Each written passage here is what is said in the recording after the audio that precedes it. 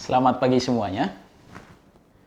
Semoga teman-teman semua sehat selalu, tidak ada masalah satu apapun, semuanya baik-baik saja.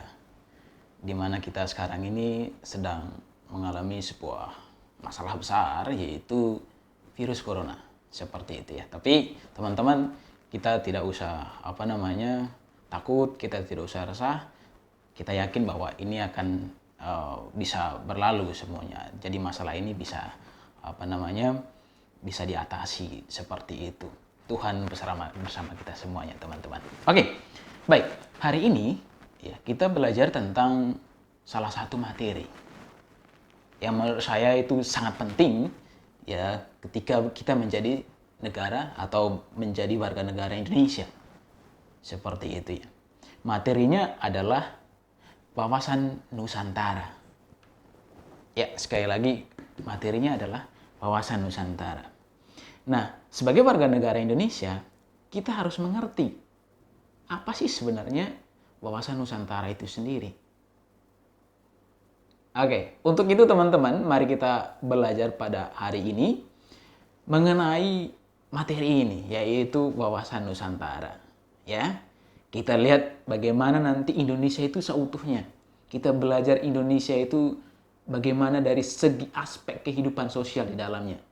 Dan juga aspek alaminya. Seperti itu. Oleh sebab itu, mari kita simak video ini dari awal sampai akhir. Ya, supaya teman-teman mengerti akan tentang wawasan Nusantara di Indonesia itu sendiri. Seperti itu. Oke, mari kita belajar. Wawasan Nusantara, teman-teman. Bicara wawasan Nusantara, terutama kita harus tahu dulu apa pengertian dari wawasan Nusantara itu sendiri. Oke, mari kita sama-sama belajar ya. Di sini saya akan berusaha menjelaskan tentang materi ini secara sepintas saja, ya, supaya teman-teman mempunyai gambaran dan supaya teman-teman memiliki pemahaman yang sepaham dengan saya, supaya kalian mengerti tentang materi wawasan Nusantara ini. Seperti itu ya teman-teman ya. Oke, kita mulai teman-teman. Wawasan Nusantara, ya, pengertiannya menurut ketetapan MPR, dia bilang begini, bahwa wawasan Nusantara adalah cara pandang dan sikap bangsa Indonesia mengenai diri dan lingkungannya untuk mencapai tujuan nasional. TAP MPR. Kita tahu bahwa ini adalah salah satu hukum di Indonesia, menyatakan bahwa wawasan Nusantara itu adalah berbicara tentang kita mengenal Indonesia itu sendiri. Ya, berbicara tentang bagaimana kita mengenal lingkungan Indonesia. Seperti itu. Untuk apa? Untuk mencapai tujuan nasional kita. Seperti itu. Tujuan nasional kita apa? Mencerdaskan kehidupan bangsa. Melindungi segenap bangsa Indonesia, lalu ikut melaksanakan ketertiban dunia, dan yang satu lagi adalah mensejahterakan rakyat Indonesia. Seperti itu. Jadi tujuan negara Indonesia itu bisa tercapai, ya, salah satunya adalah kita paham dulu apa itu wawasan Nusantara itu sendiri menurut TAP MPR. Oke, itu yang pertama. Lalu kita lihat yang berikut. Bagaimana secara etimologis? Nah, secara etimologis itu artinya secara bahasa ya, atau kata begitu ya. Kita lihat bahwa wawasan Nusantara itu berasal dari dua kata, yaitu wawasan dan Nusantara. Kita bedah satu persatu teman-teman. Kata wawasan itu berasal dari kata wawas, ya, artinya pandangan atau cara pandang kita, atau bagaimana kita melihat salah satu objek seperti itu. Ya. Lalu dari Nusantara itu sendiri, ternyata Nusantara ini yang menggambarkan Indonesia itu berasal dari dua kata, yaitu Nusa dan Antara. Nusa artinya sebuah pulau atau pulau begitu ya. Nusa. Kalau Antara berarti terletak di antara dua unsur. Berarti kalau kita bisa simpulkan bahwa Nusantara ini adalah penggabungan atau pulau yang berada di eh, atau Indonesia nggak digabung dari berbagai pulau-pulau itu sendiri. Ya, itu wawasan Nusantara. Atau Nusantara berasal dari di antara pulau-pulau. Kita tahu bahwa Indonesia memiliki banyak pulau. Kalau tidak salah memiliki 17.508 pulau. Itu yang terdata. Sangat banyak sekali. Dan Indonesia itu berangkat dari situ. Sangat luar biasa. Itu secara etimologis. Lalu bagaimana secara terminologis? Ya, kita lihat yang pertama menurut Profesor Van Usman, teman-teman. Dia bilang bahwa wawasan Nusantara, cara pandang bangsa Indonesia mengenai diri sebagai negara kepulauan dengan aspek yang beragam. Oh my God. Ini menarik. Dia bilang gini, bahwa Indonesia itu adalah negara kepulauan. Iya jelas. Dari kata Nusantara aja tadi sudah menggambarkan sebuah Indonesia itu sendiri. Bagaimana Indonesia itu sendiri sebagai negara kepulauan. Indonesia juga sering disebut sebagai negara arsipelago. Sama halnya dengan bahwa negara Indonesia adalah negara kepulauan. Seperti itu. Dan juga di dalam Indonesia itu sendiri juga mempunyai aspek yang begitu banyak. Ya, aspek sosial, ya, aspek yang alami. Ya, Indonesia berangkat dari itu. Dan juga beragam Indonesia itu, teman-teman. Sangat menarik kalau kita bicara beragam, ya. Dari berbagai agama, dari berbagai suku, berbagai warna kulit, berbagai wilayah segala macam. Itu Indonesia sangat menarik. Itu menurut Prof. Van Usman.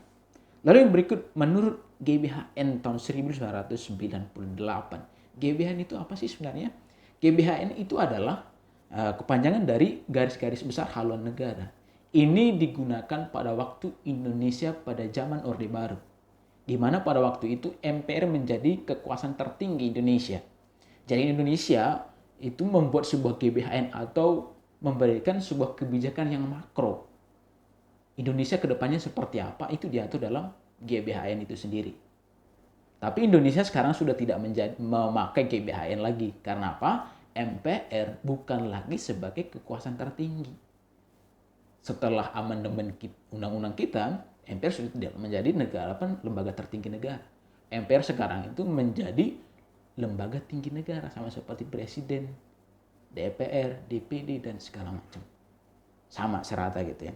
Menurut GBHN dia bilang gini, cara pandang dan sikap bangsa Indonesia mengenal dirinya dalam penyelenggaraan kehidupan bermasyarakat, berbangsa dan juga bernegara. Jadi bagaimana kita ya untuk bisa mengenal bangsa Indonesia itu sendiri ya, dan juga bagaimana caranya kehidupan yang kita lakukan dalam setiap hari. Bagaimana kita hidup berbangsa, bermasyarakat dengan satu sama lainnya, dan juga bernegara. Seperti itu, kita bagaimana patuhi hukum, itu bernegara.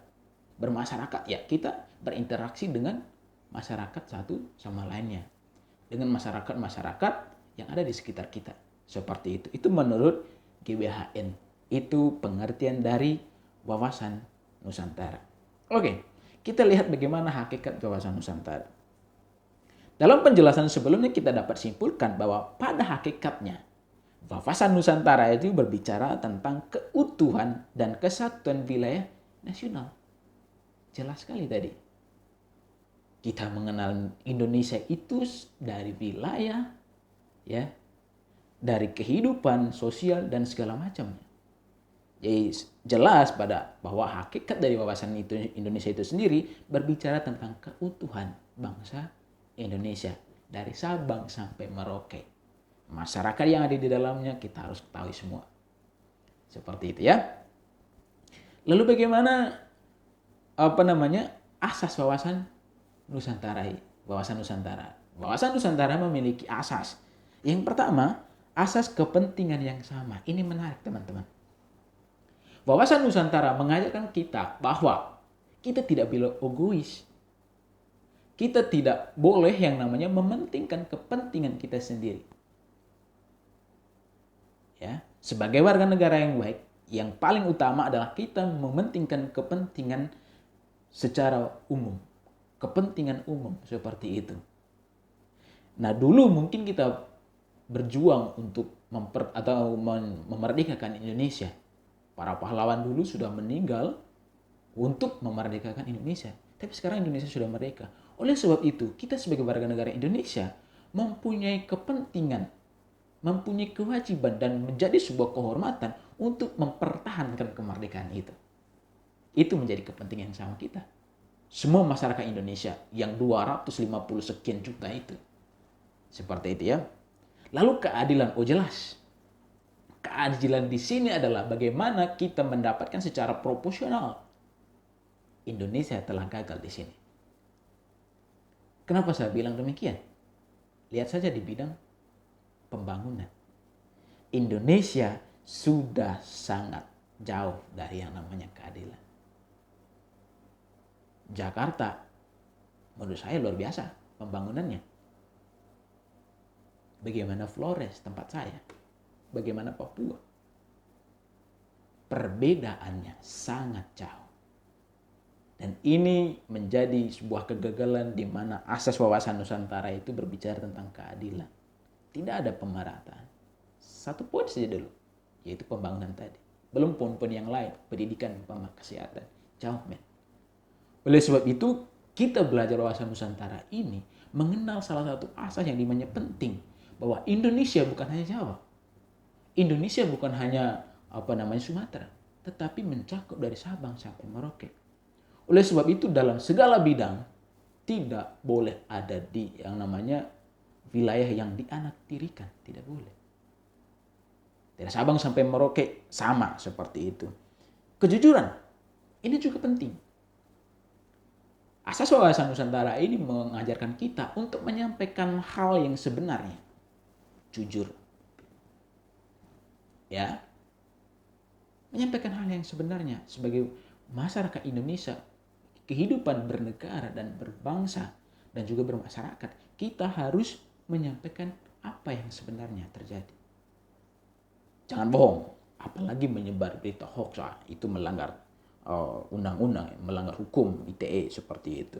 Solidaritas. Nah ini, apalagi sekarang dengan wabah COVID-19 ini. Solidaritas sangat penting sekali. Kita saling membantu satu sama lain.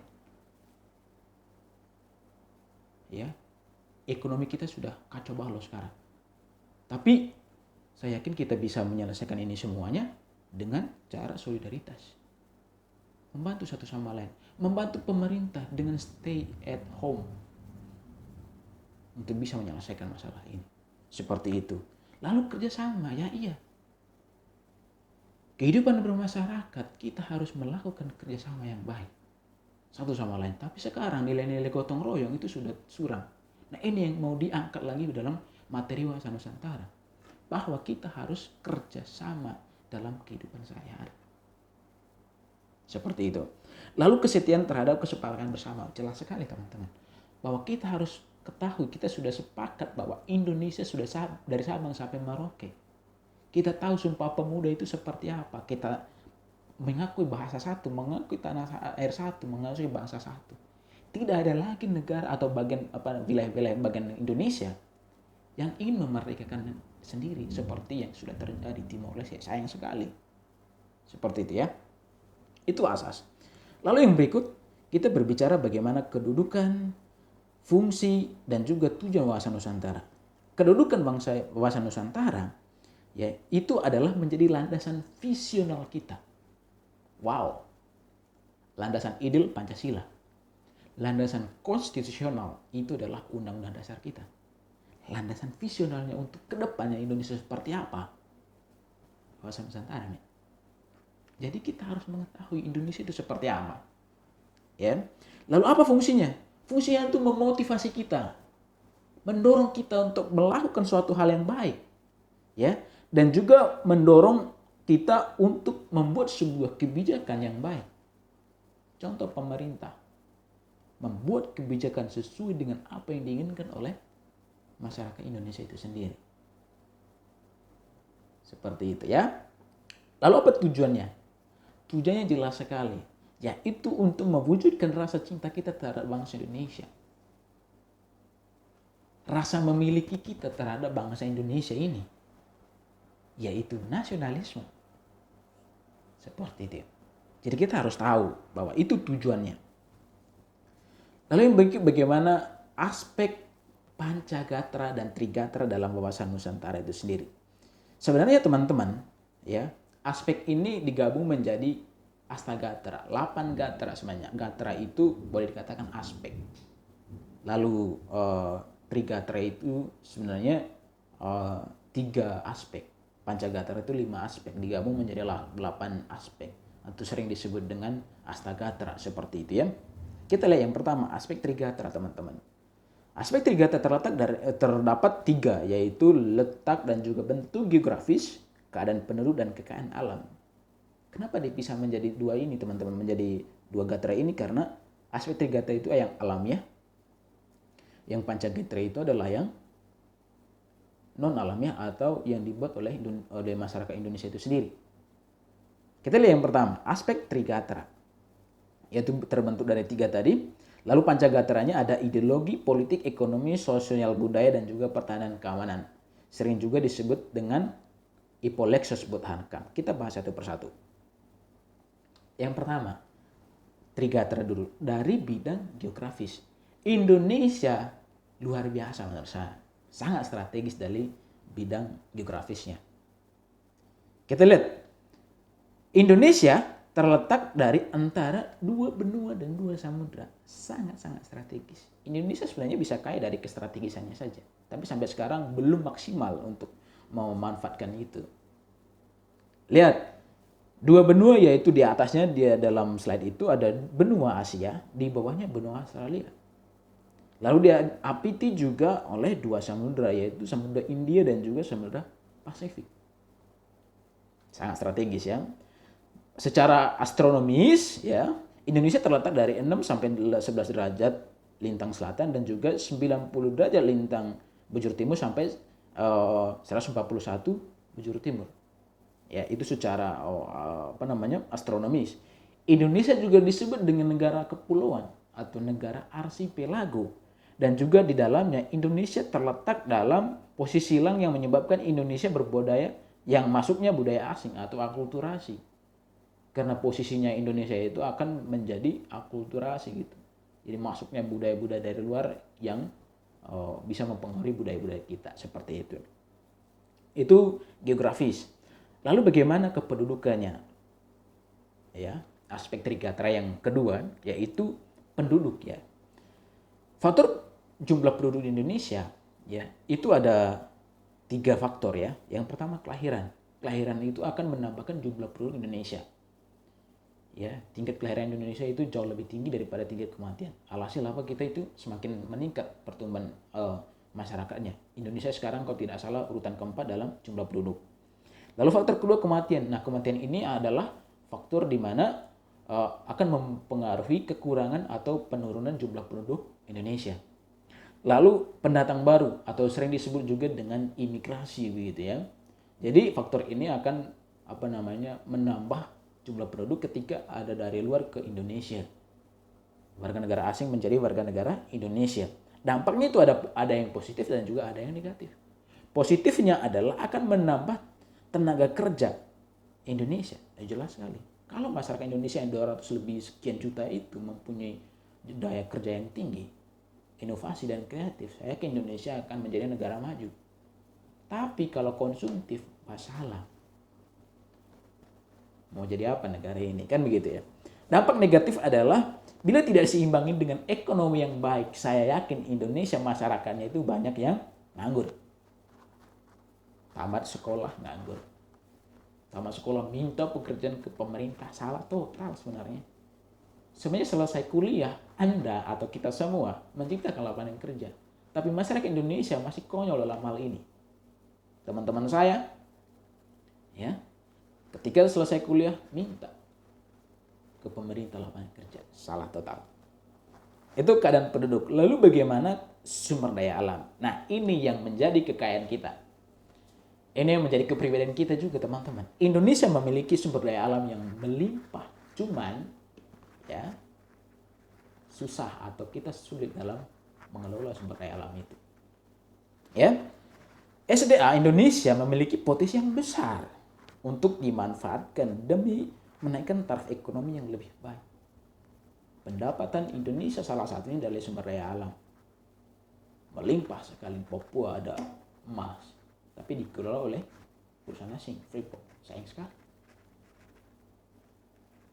Ya sekarang memang sudah 51% katanya, tapi kita tidak tahu lah. Menurut informasi yang beredar ya kita sudah memiliki saham di sana 51%. Sebelumnya 9,30%. Sebelum rejim sekarang ya. Sumber daya alam juga termasuk dari harus dimanfaatkan dengan sebaik-baiknya.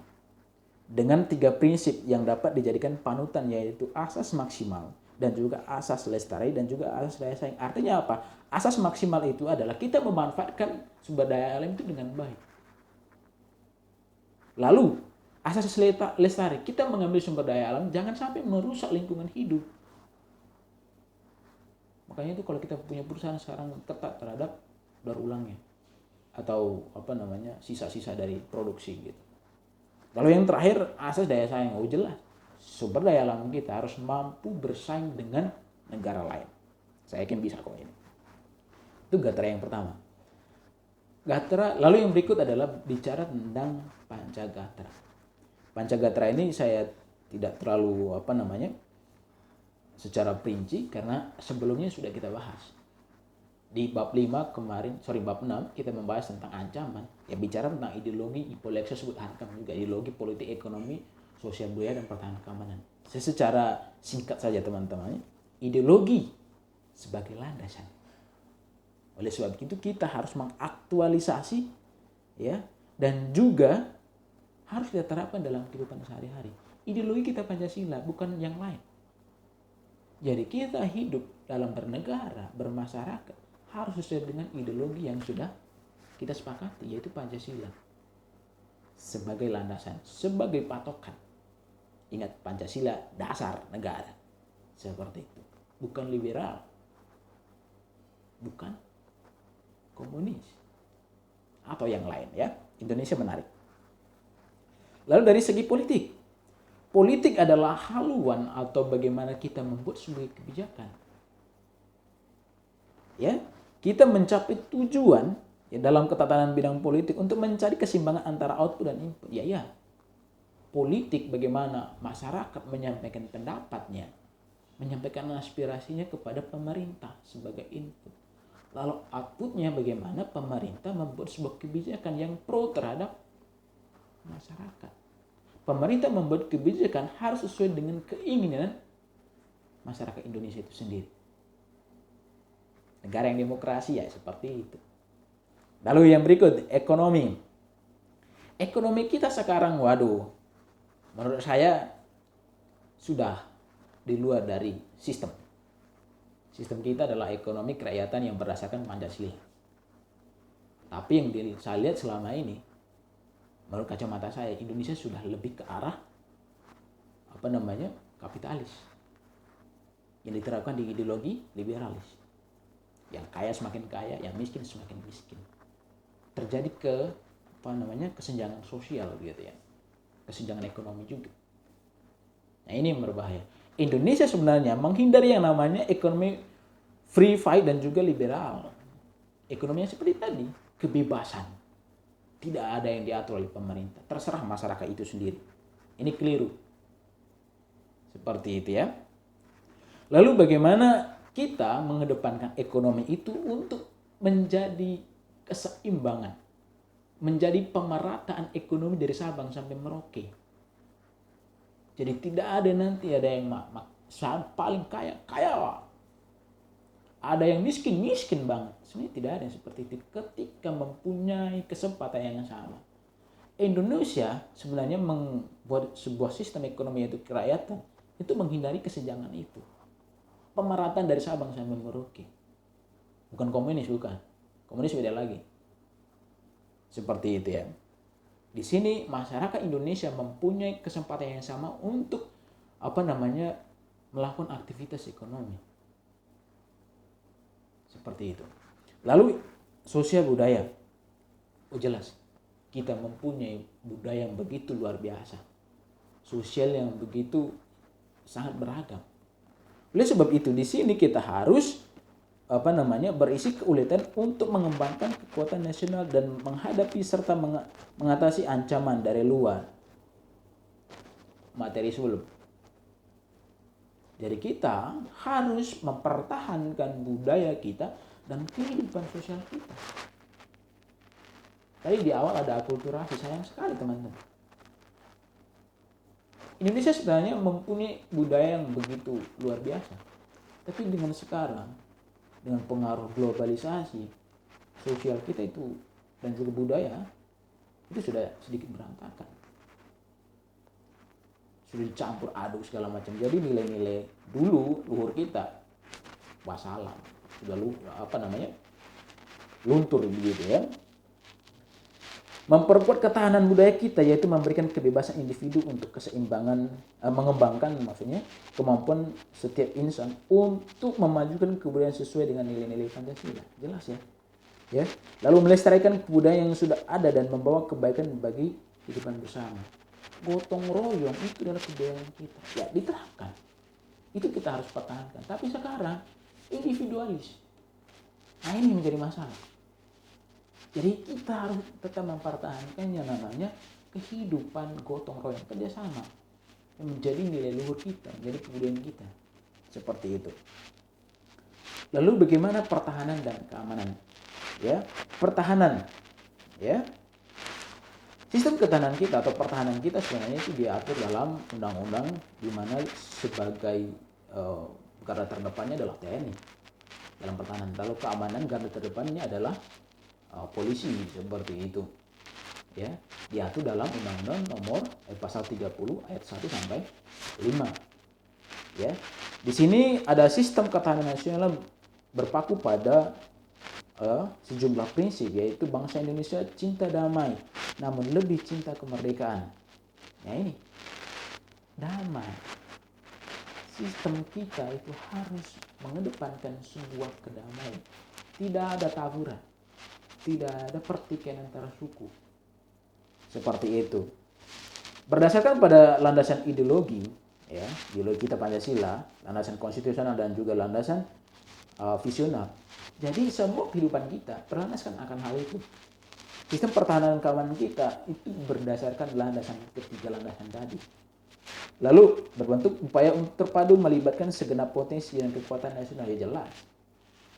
Ya, lalu diwujudkan dengan tingkat nasional dan juga keseluruhan rakyat Indonesia atau sering disebut dengan SISHAMKAMNAS, Sistem Pertahanan Keamanan Nasional, dan juga SISHANKAMRATA, Sistem Pertahanan Keamanan Rakyat Semesta. Jadi artinya apa? Semua masyarakat ikut serta dan juga segala wilayah itu harus bersatu. Itu sistem pertahanan dan keamanan kita. Jadi kita sebagai masyarakat itu sebagai faktor pendukung dalam pertahanan keamanan ini. Ya, kekuatan utamanya ya itu tadi yang seperti yang saya bilang tadi. Kekuatan utama dalam pertahanan ya TNI.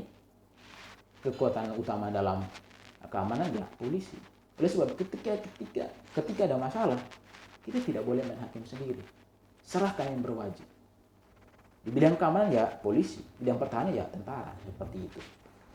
Ya, nanti yang poin berikut, bagaimana hubungan antara gatra atau hubungan antara aspek-aspek yang kita sudah pelajari tadi. Aspek trigatra dan juga aspek pancagatra. Bagaimana hubungannya? Nah teman-teman, aspek ini sebenarnya itu adalah sangat penting dalam kehidupan negara Indonesia. Dan aspek ini seharusnya Indonesia atau sebagai pemimpin itu tidak boleh hanya mementingkan atau memperhatikan salah satu aspek saja. Jadi harus semuanya diperhatikan. Karena apa? Semuanya ini mempunyai hubungan timbal balik. Mempunyai hubungan yang boleh dikatakan harus diperhatikan gitu loh. Ada kaitannya dengan aspek-aspek dengan aspek yang lainnya. Contoh saya kasih salah satu contoh kasus. Sekarang wabah virus corona. Kasus ini sebenarnya di bidang aspek sosial, yaitu bidang kesehatan. Tapi aspek ini mempengaruhi aspek-aspek lain. Contoh, ekonomi. Sekarang rupiah sudah berapa coba? Tadi saya cek 16.600, buset. Ini tertinggi dalam sejarah Indonesia. Ya. Tapi yang paling parah memang tahun 1998. Tapi sekarang sekian 20 tahun lebih, ya Indonesia sudah ini paling parah. Karena apa? Aspek sosialnya tadi, virus corona. Mengaruhi terhadap ekonomi, mempengaruhi terhadap kehidupan politik kita. Sekolah pun sangat dampak seperti itu. Kena dampaknya. Kita diliburkan sekarang. Makanya kita belajar dari rumah. Karena satu bidang aja, kesehatan. Oleh sebab itu sebagai pemerintah harus memperhatikan segala bidang ini. Kita sebagai masyarakat juga, kita harus memperhatikan semua bidang ini. Tidak boleh kita hanya memperhatikan salah satu bidang. Oke, kita lihat sekarang bagaimana hubungan antara gatra itu. Ya. Yang pertama, bagaimana hubungan antara trigatra dulu. Bagaimana gatra geografi mempengaruhi jenis, kualitas, dan persebaran kekayaan alam. Jelas. Kekayaan alam yang ada di Flores tidak sama dengan kekayaan alam yang ada di Jakarta. Jakarta perusahaan banyak sekali. Itu kekayaannya dia. Apa mungkin Jakarta baik kekayaan alamnya ya? Mungkin industri ya kali ya. Mengolah kekayaan alam dari berbagai daerah. Flores kekayaan alamnya apa? Pariwisata. Beda. Jadi setiap daerah itu memiliki kekayaan alam yang berbeda-beda. Bali pariwisata. Papua mempunyai kekayaan alam apa? Ya emas dan lain-lain. Jadi geografi mempengaruhi kekayaan alam dan juga mempengaruhi penduduk. Di sini rata. Ya alhasil apa? Masyarakat begitu banyak. Ya memang sih di sini ya jadi ibu kota negara. Dan pertumbuhan penduduknya luar biasa. Dan wataknya beda. Saya dengan orang Jawa beda jauh. Kita dari sana keras-keras. Kalau saya bandingkan dengan Jawa, beda. Dua hal yang berbeda. Jadi akan mempengaruhi. Itu hubungannya teman-teman. Lalu bagaimana gatra kependudukan dan gatra kekayaan alam? Kehidupan dan penghidupan penduduk dipengaruhi oleh jenis, kualitas, kuantitas, dan persebaran kekayaan alam.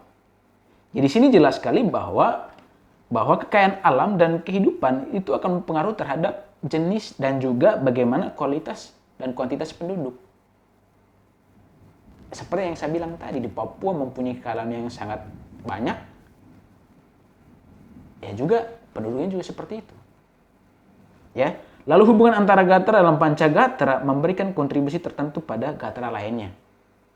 Ya, jadi ada hubungan yang sangat berkaitan seperti itu ya. Lalu bagaimana dalam pancagatranya? Ya, kita lihat dalam pancagatra teman-teman. Ya. Yang pertama dulu antara gatra ideologi dan gatra politik, ekonomi, sosial, budaya, dan pertahanan keamanan. Nah, di sini bagaimana aspek ekonomi itu ada hubungannya dengan aspek-aspek lainnya. Aspek ideologi maksudnya. Aspek ideologi akan mempengaruhi aspek-aspek lainnya. Seperti politik, politik, ekonomi, sosial budaya, dan pertahanan keamanan. Kenapa? Ideologi itu sebagai landasan utama. Sebagai acuan, sebagai landasan. Jadi politik Indonesia harus mengaktualisasi ideologi. Atau politik Indonesia itu harus berdasarkan nilai-nilai Pancasila, ideologi kita. Ekonomi juga sudah ditentukan dalam sistem ekonomi kita bahwa sistem ekonomi kita adalah kerakyatan. Ya, Pancasila juga ideologi. Dan saling berkaitan begitu. Ya. Makanya di sini dia bilang gini. Antara gatra ideologi ya dengan gatra lainnya ya, maka Gatra lainnya yaitu sosial, budaya, dan pertahanan keamanan, maka arti ideologi adalah sebagai falsafah bangsa dari landasan ideologi negara. Ya jelas. Ini sebagai patokan kita. Lalu bagaimana gatra politik dengan gatra ideologi, ekonomi, sosial, budaya, dan pertahanan keamanan? Kehidupan politik yang mantap akan dinamis menjalankan kebenaran ideologi, memberikan iklim yang kondusif dan juga pengembangan ekonomi, sosial, budaya, dan pertahanan keamanan. Oh iya. Karena politik itu akan merubah segalanya. Politik harus melihat dari nilai-nilai ideologi dan juga politik akan mempengaruhi bagaimana kebijakan-kebijakan yang lainnya. Karena apa? Dalam kehidupan politik akan memberikan sebuah kebijakan. Kebijakan terhadap kebijakan terhadap ekonomi, sosial, budaya, pertahanan, keamanan. Jadi oleh sebab itu di sini ada hubungan yang sangat erat begitu. Ekonomi umpamanya, Jokowi membuat kerjasama ya dalam bidang ekonomi dengan negara lain. Ada kaitannya juga dengan politik. Ya. Di bidang sosial, Jokowi sekarang membuat kartu prakerja. Membuat kebijakan itu politik. Membuat kartu prakerja kepada orang-orang yang tidak bekerja, yang nganggur. Kartu prakerja. Jadi orang yang nganggur itu digaji begitu. Ya itu juga hubungannya gitu loh. Lalu bagaimana yang lain? Ekonomi dengan ideologi ekonomi dengan gatra ekonomi dan dengan gatra lainnya. Kehidupan ekonomi yang tumbuh akan meyakinkan kebenaran ideologi yang dianut, mendinamisasikan kehidupan politik dan juga keamanan. Keadaan ekonomi yang stabil. Nah ini, ekonomi juga akan mempengaruhi segala aspek. Pertama, kehidupan ekonomi harus membenarkan yang namanya ideologi Pancasila. Artinya sistem ekonomi kita harus sesuai dengan sistem yang ada dalam Pancasila, yaitu kerakyatan. Lalu ekonomi ini akan mempengaruhi terhadap kehidupan yang lain atau pada aspek-aspek yang lain. Ya, di kelas 11 kalian akan tahu bagaimana bahwa salah satu negara menjadi kekuatan utama itulah salah satunya ekonomi. Ya. Bagaimana bisa kehidupan politik itu bisa berjalan kalau ekonomi kita hancur? Ingat tahun 1998. Kita mengalami krisis ekonomi akan berpengaruh juga terhadap kehidupan politik. Soeharto turun.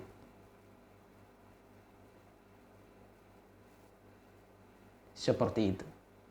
Bidang sosial, oh jelas. Ekonomi kita kalau bagus, saya yakin pendidikan kita akan bagus. Kesehatan kita akan bagus.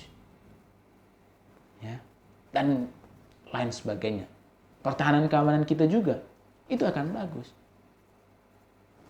Seperti itu ya. Lalu sosial budaya, ya, dengan gatra lain. Dalam kehidupan sosial budaya yang serasi meyakinkan kebenaran ideologi. Nah ini, kehidupan kita harus sesuai dengan apa yang diterapkan dalam ideologi. Sekarang memang sudah boleh dikatakan sudah di luar dari nilai-nilai Pancasila itu sendiri. Tetapi wawasan Nusantara mengajarkan kita bahwa kehidupan sosial kita harus sesuai dengan ideologi kita sendiri. Jangan seperti di luar negeri. Itu di luar negeri sudah memang ideologinya beda. Ya itu kebebasan, terserah lu mau ngapain. Indonesia beda, men. Bebas, ada batasnya. Seperti itu. Kebudayaan kita juga menjadi acuan dalam ekonomi. Bali umpama, dia mempertahankan budayanya akan meningkatkan Bali itu sendiri, memajukan Bali itu sendiri dari bidang sosial ekonomi. Lalu bagaimana pertahanan keamanan? Kondisi kehidupan pertahanan keamanan yang stabil akan meyakinkan kebenaran ekonomi. Keamanan kita bagus, ya, baik tidak ada masalah, itu akan memberikan kebenaran terhadap ideologi kita, ya, memberikan iklim yang kondusif dan pengembangan kehidupan politik, ekonomi dan sosial budaya pertahanan segala macam. Tidak ada separatis, Tidak ada negara-negara yang ingin mengagresi kita. Saya yakin di dalamnya juga akan menjadi aspek yang lain itu akan aman-aman saja gitu. Politik aman, ekonomi akan berjalan lancar, ya, sosial juga budaya akan berjalan lancar. Ketika pertahanan keamanan itu menjadi atau bagus seperti itu. Jadi kehidupan ini dalam berbagai aspek ini memiliki hubungan yang begitu erat gitu. Jadi tidak boleh di anak tirikan yang lainnya. Contoh Indonesia hanya memperhatikan ekonomi, keliru. Ya, saya mengambil contoh Venezuela. Venezuela sekarang sudah menjadi negara yang mengalami hiperinflasi. Kenapa? Kesalahan dari politik, pemimpin gitu loh. Membuat kebijakan yang keliru. Alhasil apa? Negara itu kacau balau sekarang. Ekonominya berantakan, terjadi hiperinflasi. Kita masih kecil inflasi, di sana sudah gila-gilaan gitu. Alhasil apa? Berpengaruh terhadap kehidupan masyarakat, sosial budayanya, masyarakat kelaparan dan segala macam. Nah ini menjadi PR besar buat kita. Itu bagaimana hubungan antara Gatra. Sekali lagi ada keterkaitan. Lalu yang berikut adalah, ini mungkin materi terakhir, peran serta negara mendukung implementasi wawasan kebangsaan. Ya, bagaimana kita atau apa yang kita lakukan dalam negara itu sendiri. Dan juga pemerintah bagaimana. Kita lihat dari pemerintahnya dulu. Peran pemerintah dalam implementasi wawasan kebangsaan. Dalam kehidupan politik akan menciptakan penyelenggaraan negara yang dinamis. Ya, setiap kehidupan politik memiliki kebijakan-kebijakan yang berbeda. Jokowi mempunyai kebijakan yang berbeda. Rezim sebelumnya juga mempunyai kebijakan-kebijakan yang berbeda. Fleksibel gitu. Harus juga pemerintahan yang mengikuti perkembangan zaman. Indonesia kalau tidak mengikuti perkembangan zaman menjadi negara terbelakang. Dalam kehidupan ekonomi akan menciptakan tatanan ekonomi yang menjamin kesejahteraan rakyat. Oh jelas, pemerintah membuat sebuah kebijakan harus melihat keinginan masyarakat dalam bidang ekonomi umpama. Sekarang kita lihat bagaimana masalah ekonomi.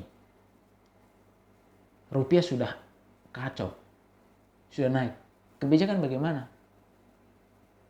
Makanya sekarang ini menjadi PR besar buat pemerintah supaya rupiah kita kembali normal atau kembali angka yang tidak seperti sekarang, sangat signifikan sekali. Seperti itu. Artinya mensejahterakan bangsa atau masyarakat Indonesia itu sendiri, membuat kebijakan. Lalu di bidang sosial budaya menciptakan sikap batinah dan lahiriah yang menghormati setiap perbedaan. Oh jelas ya. Pemerintah harus menjamin masyarakatnya hidup damai. Ingat, Indonesia berangkat dari berbagai perbedaan di bidang sosial, budaya, agama, ya, karakter, ya, suku. Pemerintah harus menjamin akan hal itu supaya damai. Bagaimana caranya? Membuat kebijakan. Menggunakan segala potensi yang ada untuk tercapai namanya kedamaian sosial. Seperti itu. Lalu di bidang hankam, pertahanan keamanan, menumbuhkan sikap kecintaan bahkan hidup kita kesadaran bela diri. Nah ini maksudnya gini teman-teman. Jadi kita sebagai warga negara mempunyai kesempatan untuk mempertahankan dan juga menjaga keamanan kita. Nah pemerintah juga membuat kebijakan yang menyuruh masyarakatnya supaya bela negara gitu. Dalam hal ini bagaimana? Pemerintah sudah membuat sebuah kebijakan, membuat undang-undang umpama, atau kebijakan di bidang pertahanan keamanan, supaya terjadi aman, supaya terjadi kondisi yang aman, tidak ada bentrok satu sama lainnya. Seperti itu. Jadi pemerintah dalam hal ini menumbuhkan sikap kecintaan kita. Seperti itu. Lalu bagaimana peran negara mendukung persatuan bangsa? Nah ini peran kita sebagai warga negara. Ini saya mohon kepada teman-teman semuanya. Wawasan Nusantara sudah mengajarkan kita untuk menjaga persatuan kita. Perbedaan bukanlah menjadi sebagai satu hambatan atau menjadi masalah. Justru bagi saya teman-teman, perbedaan itu sebagai sebuah kekayaan kita. Ya. Sebagai suatu hal yang harus kita syukuri. Jangan primordialis, jangan etnosentrisme. Jujur saja kalau saya memiliki sikap primordialis, saya tidak mau ngajar di Penabut. Saya pergi ke Flores, ya saya ngajar anak-anak Flores saja di sana. Tapi karena saya memikirkan bangsa Indonesia sudah terdiri dari berbagai macam daerah, bermacam suku, ya sudah. Flores dan Jakarta sama saja, begitu loh.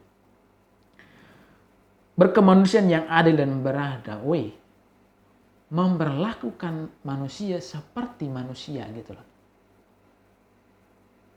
Artinya apa? Jangan menganggap remeh yang lain. Main hakim sendiri. Ya, ketika ada masalah, hancurin, tendang dan segala macam. Nah ini, ketika ada masalah, serahkan yang bertanggung jawab, yaitu kepolisian, ya bidang pertahanan, keamanan tadi. Biar saja. Seperti itu. Ada kok lembaga yang berwenang di dalamnya. Berperi kemanusiaan, saling menghormati satu sama lainnya, menghargai hak kita satu sama lainnya. Seperti itu. Lalu mewujudkan kepentingan nasional, jelas. Ya, memperhatikan kepentingan umum. Jangan individualis, jangan egois, menjunjung tinggi hukum dan pemerintah. Nah, ini teman-teman. Apalagi sekarang yang dengan wabah virus corona ini, kita harus patuh terhadap apa? Kebijakan atau himbauan dari pemerintah. Kalau pemerintah sudah bilang stay at home, ya sudah. Kita di rumah saja gitu. Ini membantu, sangat-sangat membantu kita terhadap pemerintah. Karena apa? Pemerintah sudah kewalahan dalam menangani virus corona ini. Kita mengambil contoh negara lain. Ya, Italia, bidang kesehatan yang salah satu paling bagus di dunia. Tapi apa? Kewalahan. Amerika Serikat, negara yang begitu luar biasa, kewalahan juga. Tiongkok, negara ekonomi tertinggi di dunia, kewalahan juga. Indonesia, kalau kita tidak mau patuh terhadap himbauan pemerintah, mau jadi apa? Masyarakat kita begitu banyak. Oleh sebab itu, kita sebagai warga negara Indonesia, kita menjunjung tinggi apa yang diatur oleh pemerintah. Dan juga menjunjung tinggi hukum yang ada. Ingat, Indonesia adalah negara hukum. Sebagai warga negara harus mematuhi hukum yang ada. Ya. Harus mematuhi hukum. Dan tidak ada kebebasan yang seluas-luasnya. Kita mempunyai kebebasan, tapi kebebasan kita itu sudah dibatasi oleh aturan, dibatasi oleh hukum gitu loh. Seperti itu. Oke? Sekian saja materi hari ini teman-teman, materi wawasan Nusantara. Semoga ini bermanfaat ya. Semoga ini juga menjadi pemahaman yang sangat baik bagi kita semuanya, supaya kalian mengerti. Ketika ada yang salah, saya mohon maaf. Ketika bahasa saya juga ada yang kurang, saya mohon maaf ketika itu. Tapi ketika kalian merasa ini membantu sekali, bolehlah di-subscribe, di-share, dan juga di-like video ini ketika materi ini sangat penting bagi kalian. Seperti itu. Itu saja dari saya teman-teman. Selamat siang atau selamat pagi. Ya, salam sejahtera kita itu semuanya. Jaga kesehatan dan juga stay at home. Seperti itu. Oke, terima kasih.